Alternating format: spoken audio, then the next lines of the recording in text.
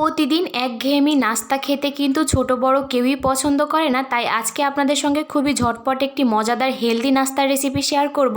Hello everyone, আসসালামু আলাইকুম। আশা করছি যে যেখানে আছেন ভালো আছেন। আলহামদুলিল্লাহ আপনাদের দোয়াতে আমিও অনেক ভালো আছি। তো আমাদের নাস্তার মূল উপকরণ হচ্ছে চিড়া। চিড়া কিন্তু কম বেশি সকলের বাসাতেই থাকে। তো যাই হোক, আমি চিড়াটা ভালো করে ক্লিন করে 1 মিনিটের জন্য ভিজিয়ে রেখে তারপরে একটা ছাঁকনিতে নিয়ে নিয়েছি, পানিটা ঝরিয়ে। এখন আমি এর ভেতরে অল্প পরিমাণে লবণ আর চিনি দিয়ে দিয়েছি। চিনিটা কিন্তু আমি একদমই সামান্য পরিমাণে দিয়েছি, আপনারা আপনাদের পরিমাণ মতো দিয়ে দিবেন। তারপরে আমি এই যে সব উপকরণ একসঙ্গে ভালো করে নেড়েচেড়ে মিশিয়ে নিব। এইভাবে রাখলে কিন্তু চিড়াটা অনেক বেশি ঝরঝরা হবে। রান্না করার সময় একটা চিড়া আরেকটার সঙ্গে লেগে যাবে না, আর খেতেও ভীষণ পরিমাণে মজা লাগবে। তো এখন আমি রান্না বান্নায় চলে আসি। আমি এই যে চুলায় একটা কড়াই বসিয়ে পরিমাণ মতো সাদা তেল গরম করে আমি এখানে একটা শুকনা মরিচ 3 টুকরা করে কেটে রেখেছিলাম সেটা দিয়ে দিয়েছি। শুকনা মরিচের কিন্তু খুবই সুন্দর একটা স্মেল আসবে। তারপরে আমি এর ভেতরে পরিমাণ মতো পেঁয়াজ কুচি এবং টেস্ট অনুযায়ী কাঁচামরিচটা দিয়ে এখন হালকা করে ভেজে নিব। যখনই কালারটা একটু চেঞ্জ হয়ে আসবে তখন আমি এর ভেতরে গাজর দিয়ে দিয়েছি। আপনারা চাইলে এখানে বাদাম ব্যবহার করতে পারেন। বাদামটা আমার কাছে না থাকার কারণে আমি বাদামটা স্কিপ করেছি। বাদাম দিলে কিন্তু খেতে ভীষণ পরিমাণে মজা লাগে, আর বাচ্চারাও অনেক বেশি পছন্দ করবে। তো এখন আমি এর ভেতরে 1 চিমটি পরিমাণে লবণ আর অল্প করে হলুদের গুঁড়া দিয়ে এখন চিড়াটা দিয়ে দিয়েছি।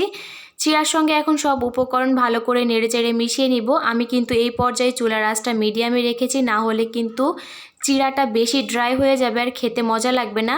এই নাস্তাটা তৈরি করতে কিন্তু একদমই কম সময় লাগে, অল্প সময়ের ভিতরে খুবই হেলদি এবং মজাদার একটা নাস্তা তৈরি হয়ে যায়।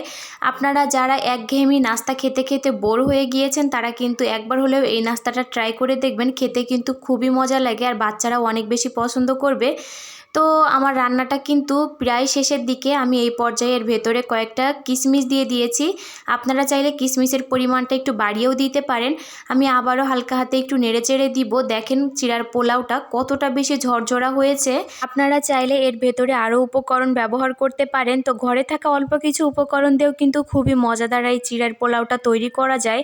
তো দেখেন আমার রান্নাটা কিন্তু প্রায় শেষের দিকে। এই পর্যায়ে আমি এর ভেতরে একটু লেবুর রস দিয়ে দিব, তাহলে কিন্তু খাওয়ার সময় খুবই সুন্দর একটা স্মেল আসবে।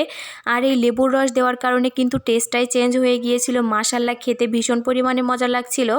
তো নামানোর আগে এখন আমি এর ভেতরে অল্প করে একটু ধনেপাতা কুচি দিয়ে দিব। ধনেপাতা দেওয়ার কারণে দেখেন লুকটাই চেঞ্জ হয়ে গিয়েছে এবং খাওয়ার সময়ও খুবই সুন্দর একটা স্মেল আসছিল।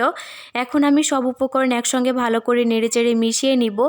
চিড়ের পোলাওটা মাশাআল্লাহ অনেক বেশি ঝরঝরা হয়েছে, আপনারা দেখলেই বুঝতে পারছেন। তো এখন আমি একটা পাত্রে নামিয়ে নিব।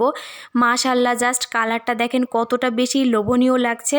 তো আজকের ভিডিওটি আপনাদের কাছে কেমন লেগেছে অবশ্যই কমেন্ট করে জানিয়ে যাবেন। আর আমার পেজে যদি আপনি নতুন হয়ে থাকেন অবশ্যই পেজটি ফলো দেবেন। সবাইকে অসংখ্য ধন্যবাদ।